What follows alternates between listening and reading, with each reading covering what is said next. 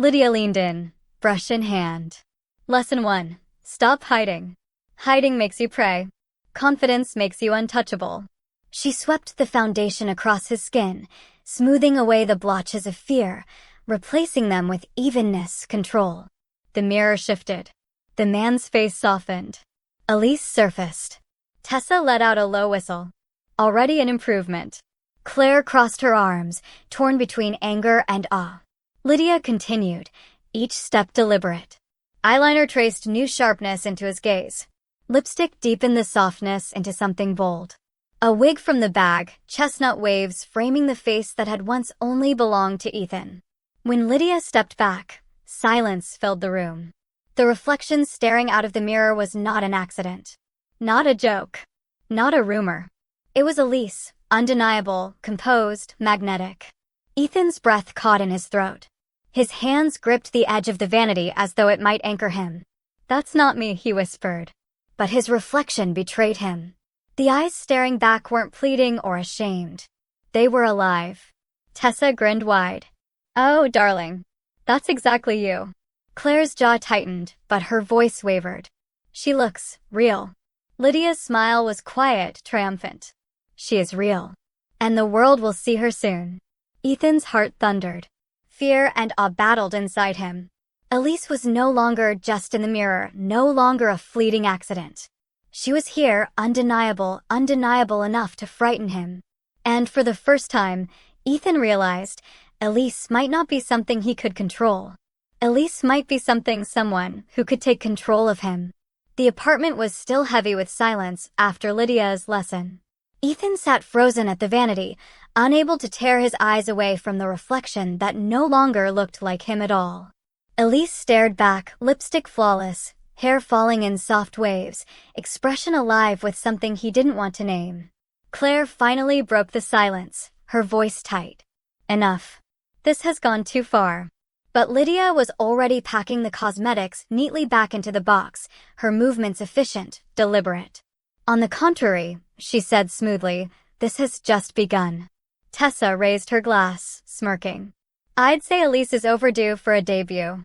Ethan's breath hitched. "Debut?" Lydia turned to him, her smile patient, predatory. "Yes. Tonight." His stomach dropped. "No. I'm not ready." "You'll never feel ready," Lydia interrupted, her tone sharp but calm. "That's why I've arranged something simple. Harmless." She reached into her bag and pulled out a folded flyer, sliding it across the table. "Open mic night, Café Marlowe. Tonight, 8 p.m. Ethan's blood ran cold. You can't be serious." Claire stepped forward, anger flashing. "You had no right." But Lydia only arched a brow. "I had every right. Because if he walks in tomorrow as Ethan, the whispers will eat him alive. But if Elise steps out tonight, publicly, confidently, those whispers turn into silence. Into respect." She fixed her gaze on Ethan, unblinking. "You think they'll mock you. But they won't. They'll remember you. And after tonight, Elise won't just be a rumor. She'll be real." Tessa clapped her hands once, delighted. "I love this. Elise on stage, lights on her, the whole world watching. Delicious." Ethan's heart hammered against his ribs. His reflection in the mirror was already dressed, already alive. He wanted to tear it all off, bury it, run. But when he tried to imagine walking into work tomorrow as Ethan Hart, invisible and trembling, the thought felt even worse. Claire crouched in front of him, her voice soft, urgent. "You don't have to do this. Not for Lydia, not for Tessa, not for anyone. But if you go, it has to be because you want to, not because you're cornered." Ethan's throat tightened. His reflection stared back, lips trembling, eyes shining. Elise waited. Elise wanted. Elise stared.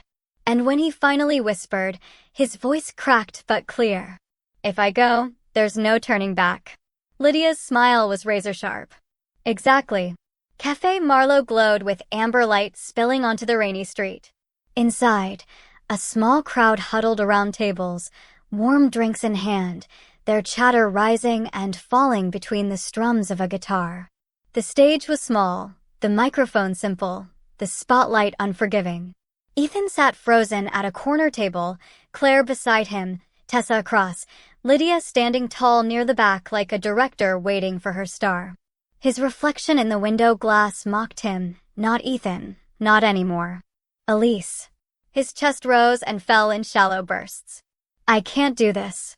Claire's hand gripped his. Then don't. Not for her. Not for Tessa. Only if it's what you want. Tessa leaned in, smirking. Oh, he wants it. She wants it. She just won't say it out loud.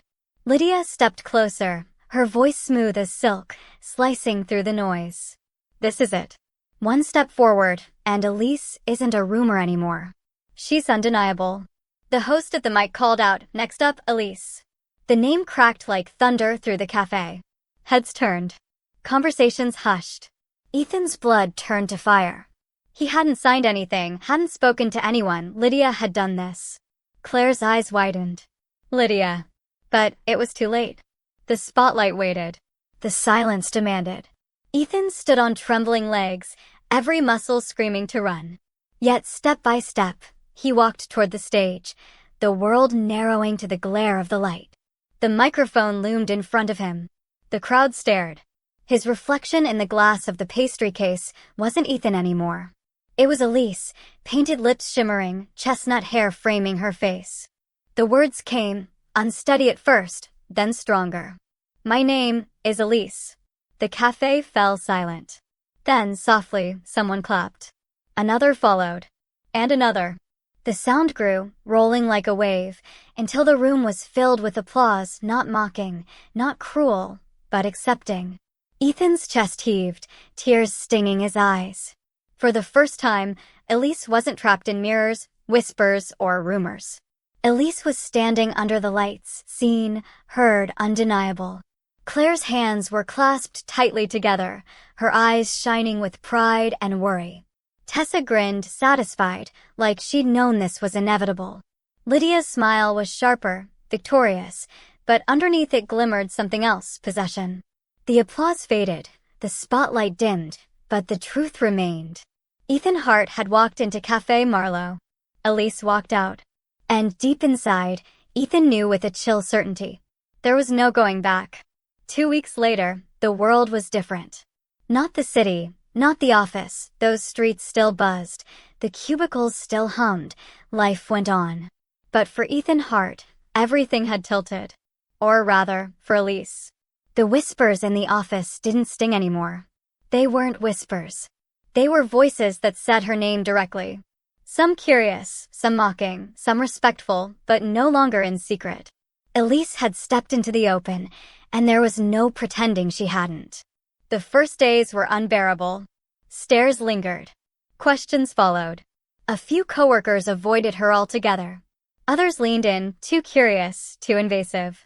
But through it all, Elise survived. And slowly, the shock dulled. Her name became normal.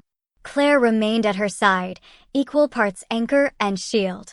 Tessa, ever mischievous, pushed her further, daring her to explore parts of Elise she wasn't ready to name. And Lydia. Lydia hovered at the edges, sharp-eyed, a shadow reminding Elise that she hadn't risen alone and that debts always come due.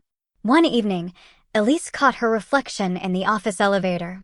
Not Ethan in a borrowed costume. Not a mistake. Just herself, lipstick faint, scarf loose, hair falling naturally over her shoulders.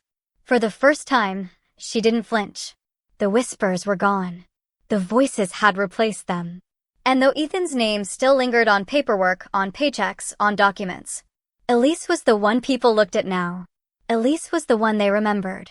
And deep down, in a place Ethan once tried to bury, she knew the truth. The mirror hadn't lied. It had only waited.